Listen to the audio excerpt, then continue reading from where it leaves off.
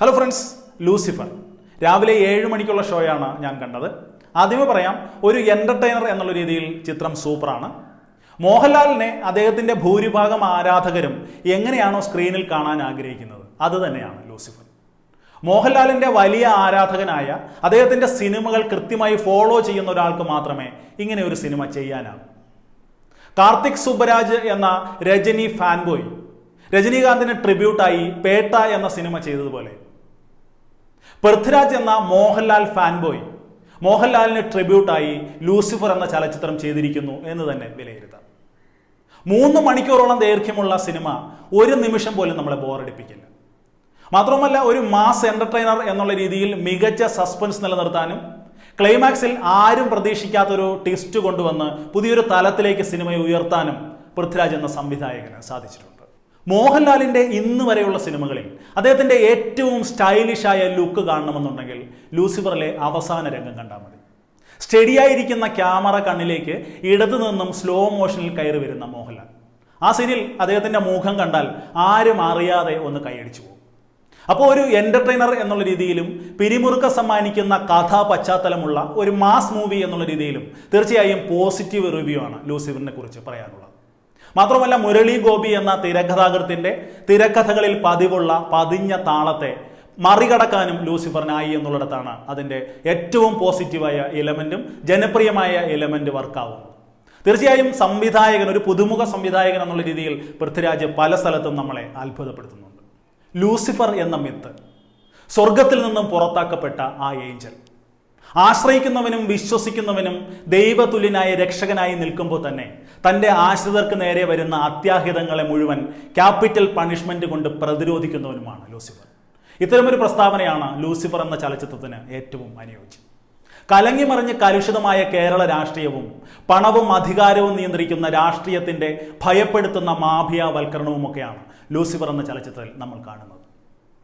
മോഹൻലാൽ സിനിമയായിരിക്കുമ്പോൾ തന്നെ ലൂസിഫർ എന്ന ചലച്ചിത്രം ഇതിൽ അഭിനയിക്കുന്ന ഓരോ കഥാപാത്രങ്ങൾക്കും അവരവരുടേതായ പ്രാധാന്യവും നൽകുന്നുണ്ട്.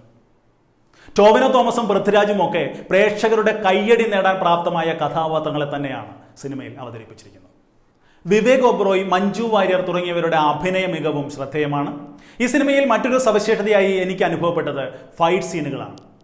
വളരെ ഡീറ്റെയിൽസിൽ തന്നെ വർക്ക് ചെയ്തിട്ടുള്ള മികച്ച ഫിനിഷിംഗ് പ്രേക്ഷകർക്ക് അനുഭവപ്പെടുന്ന രീതിയിലുള്ള ആവേശകരമായ ഫൈറ്റ് സീനുകളാണ് ലൂസിഫറിൻ്റെ മറ്റൊരു പ്രത്യേകത.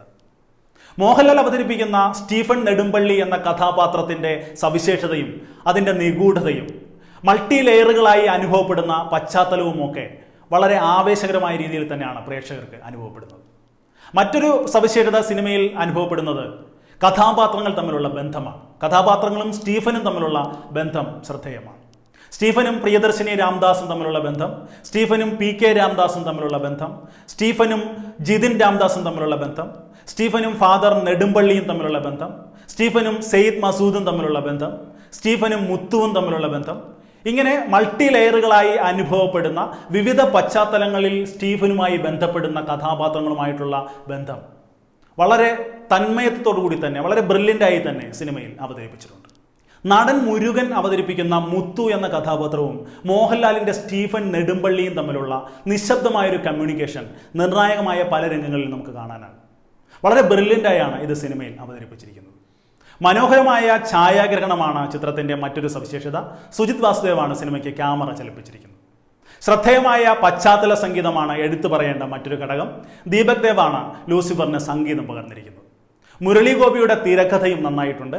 പക്ഷെ സിനിമയുടെ കഥ എന്താണ് എന്ന് ചോദിച്ചാൽ കഥ പറയാനുള്ളതല്ല, കാണാനുള്ളതാണ് എന്ന് പറയാനേ സാധിക്കൂ. ചിന്തിച്ചാൽ ഒന്നുമില്ല, പക്ഷെ ആ ഒന്നുമില്ലായ്മയിൽ നിന്നും എന്തൊക്കെയോ ഉണ്ട് എന്ന് പ്രേക്ഷകന് തോന്നിപ്പിക്കാൻ സാധിച്ചു എന്നുള്ളിടത്താണ് ലൂസിഫർ എന്ന ചലച്ചിത്രത്തിൻ്റെ വിജയവും.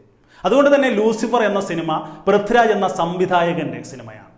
ഏതായാലും ലൂസിഫർ എന്ന ചലച്ചിത്രത്തിലൂടെ മോഹൻലാലും പൃഥ്വിരാജും പ്രേക്ഷകരെ ആവേശം കൊള്ളിച്ചിരിക്കുകയാണ്. തീർച്ചയായും എല്ലാവരും തിയേറ്ററിൽ തന്നെ പോയി ലൂസിഫർ കാണുക. ഒരു എൻ്റർടൈനർ എന്നുള്ള രീതിയിൽ ഞാൻ ലൂസിഫറിന് നൽകുന്ന റേറ്റിംഗ് 4 ഔട്ട് ഓഫ് 5 ആണ്. എൻ്റെ റിവ്യൂ ഇഷ്ടപ്പെട്ടിട്ടുണ്ടെങ്കിൽ ഇത് പരമാവധി ഷെയർ ചെയ്യുക. നിങ്ങളുടെ അഭിപ്രായങ്ങൾ തുറന്നെഴുതുക. എൻ്റെ റിവ്യൂവിനെ കുറിച്ചിട്ട്, ലൂസിഫറിൻ്റെ റിവ്യൂവിനെ കുറിച്ച് വ്യത്യസ്തമായ അഭിപ്രായങ്ങളുണ്ടെങ്കിൽ അതും നിങ്ങൾക്ക് രേഖപ്പെടുത്താം. നമ്മുടെ ചാനൽ ഇനിയും സബ്സ്ക്രൈബ് ചെയ്തില്ലാത്തവർ ദയവായി ചാനൽ സബ്സ്ക്രൈബ് ചെയ്യുക. അപ്പോൾ മറ്റൊരു ചിത്രത്തിൻ്റെ റിവ്യൂവുമായി, മറ്റൊരു സിനിമാ വിശേഷവുമായി കാണും വരെ ബൈ.